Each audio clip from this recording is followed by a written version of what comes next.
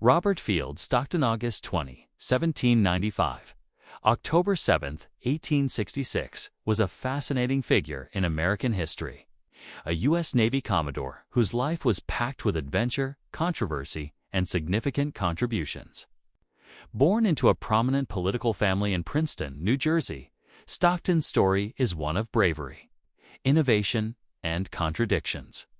Below is an engaging account of his life. Stockton was born at Morvan, his family's estate in Princeton, into a family with deep roots in American politics. His grandfather, Judge Richard Stockton, signed the Declaration of Independence, and his father, Richard Stockton, served as a U.S. Senator and Representative. Young Robert, nicknamed Fighting Bob, was drawn to action early on. At just 13, he enrolled at the College of New Jersey, but left at 16 to join the U.S. Navy as a midshipman in 1811. Eager for adventure during the War of 1812, during the war, Stockton earned his nickname through his courage. At the Battle of Baltimore, he led 300 men to repel a British attack, navigating through showers of shells and rockets to deliver orders, showcasing his bravery under fire. He even outmaneuvered a larger British force on a narrow strip of land, using strategy to avoid capture. These early exploits set the tone for his bold and unconventional career. Founding Liberia with a pistol. One of Stockton's most intriguing episodes came in 1821, when, as a lieutenant commanding the USS Alligator, he helped establish Liberia. Tasked by the American Colonization Society to secure land for freed slaves, Stockton negotiated with local African leaders, including King Peter. When negotiations stalled, Stockton reportedly leveled a pistol at the king's head to secure a treaty, a move that was both effective and controversial. This aggressive diplomacy led to the founding of Liberia, but it also highlighted Stockton's willingness to bend rules to achieve his goals. Stockton was a relentless foe of the slave trade and piracy while patrolling off West Africa and Cuba. He captured several slave ships, arguing that any vessel involved in the slave trade was a pirate ship, regardless of its flag.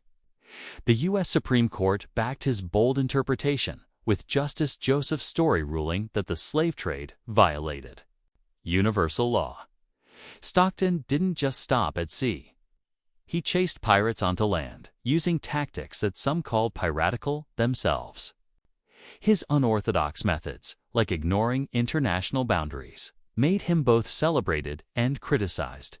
Naval innovator and the tragic peacemaker in the 1840s. Stockton became a naval innovator, collaborating with engineer John Erickson to design the USS Princeton, the Navy's first screw-propelled steam warship, armed with a massive gun called the Peacemaker. In 1844, during a demonstration for President John Tyler and his cabinet, the gun exploded, killing 2 cabinet members and several others. Stockton, who had championed the gun's design, was cleared of blame thanks to his political connections. But the incident haunted his reputation. This mix of brilliance and tragedy defined much of his career. Stockton's most famous achievement came during the Mexican-American War, 1846–48, in July 1846. He arrived in Monterey, California, taking command of U.S. forces from Commodore John Sloat, with no clear orders to conquer California.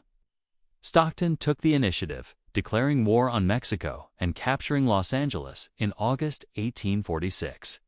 He established a civil government, briefly named himself governor, and later appointed John C.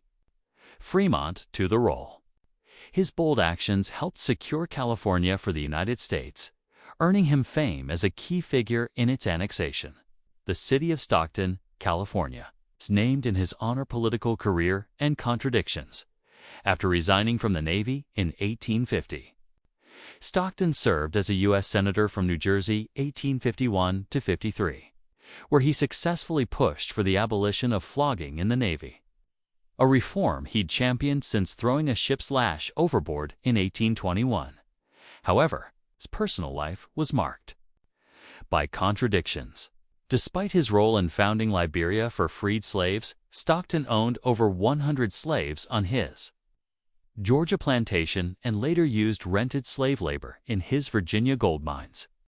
His pro-slavery stance as a Democrat clashed with his anti-slavery actions, making him a complex figure. Stockton also ran for president twice, nearly winning the Democratic nomination in 1852 and later seeking the American Party's nomination. In 1856, his fiery personality shone through when he got into a fistfight at a Democratic convention and threatened to beat up an opponent at the 1861 Peace Conference, which aimed to prevent the Civil War. Robert Stockton's naval career was a cornerstone of his life, marked by daring exploits, innovation, and significant contributions to the U.S. Navy entry into the Navy 1811. Joined at 16, Stockton entered the U.S. Navy as a midshipman in 1811, leaving the College of New Jersey to serve during the War of 1812 heroics. Nicknamed Fighting Bob, he displayed bravery at the Battle of Baltimore, 1814. Navigating through enemy fire to deliver orders and leading 300 men to repel a British attack.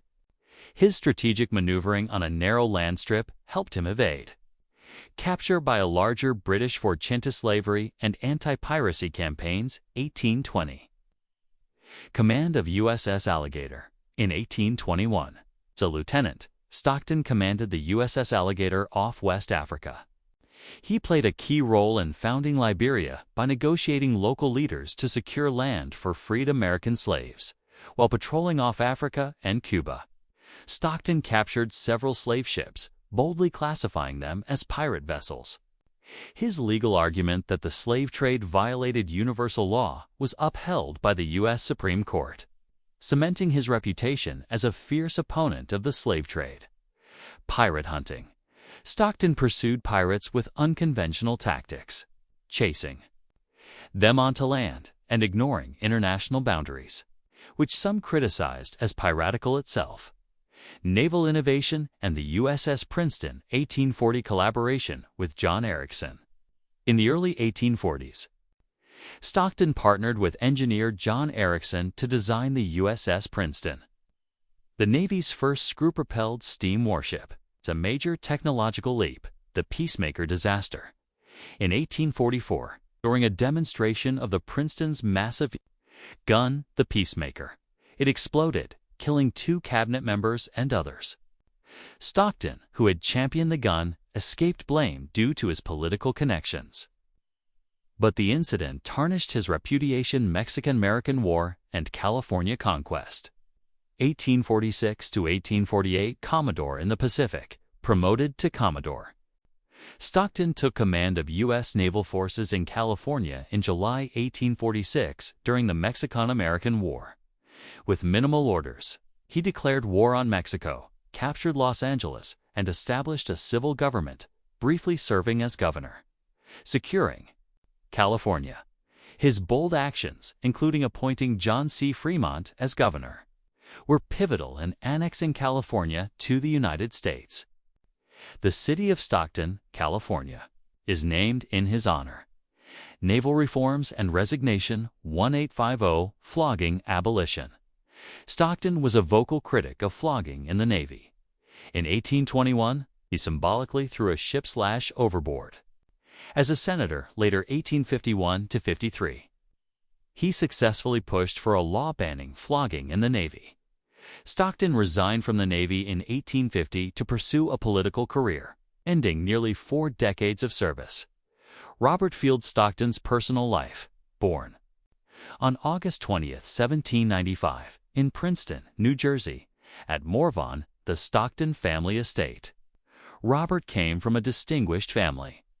His grandfather, Richard Stockton, was a signer of the Declaration of Independence, and his father, Richard Stockton, was a U.S. Senator and Representative. Marriage and children. Wife. Stockton married Harriet Maria Potter in 1823, the daughter of a wealthy South Carolina planter. Their marriage connected him to Southern aristocracy, influencing his later views and actions. Children. The couple had 10 children. several of whom carried on the family's legacy. Notable among them was John Potter Stockton, who became a U.S. Senator from New Jersey, continuing the family's political tradition. Stockton was a devoted family man, but his naval career kept him away from home for long periods. When home, he was deeply involved in managing his estates and family affairs. Wealth and estates property ownership. Stockton amassed significant wealth through inheritances, his wife's dowry, and investments. He owned the Morven Estate in Princeton, and later established the Seagirt Estate in New Jersey, which inspired the name of the borough, founded in 1918 business ventures. He invested in gold mines in Virginia and land in California, where the city of Stockton is named after him. His wealth allowed him a lifestyle befitting his status, but his slave labor practices in these ventures drew criticism. Later years and death retirement. After resigning from the Navy in 1850 and serving as a senator, 1851–53, Stockton retired to his Seagirt estate. He remained active in local affairs and democratic politics. Though his presidential ambitions in 1852 and 1856 were unsuccessful to death, Stockton died on October 7, 1866, in Princeton, New Jersey, at age 71. He was buried in Princeton Cemetery, leaving behind a legacy shaped by his family's prominence and his own contradictions. Don't forget to like, comment, and subscribe for more military, Navy, and geopolitical updates.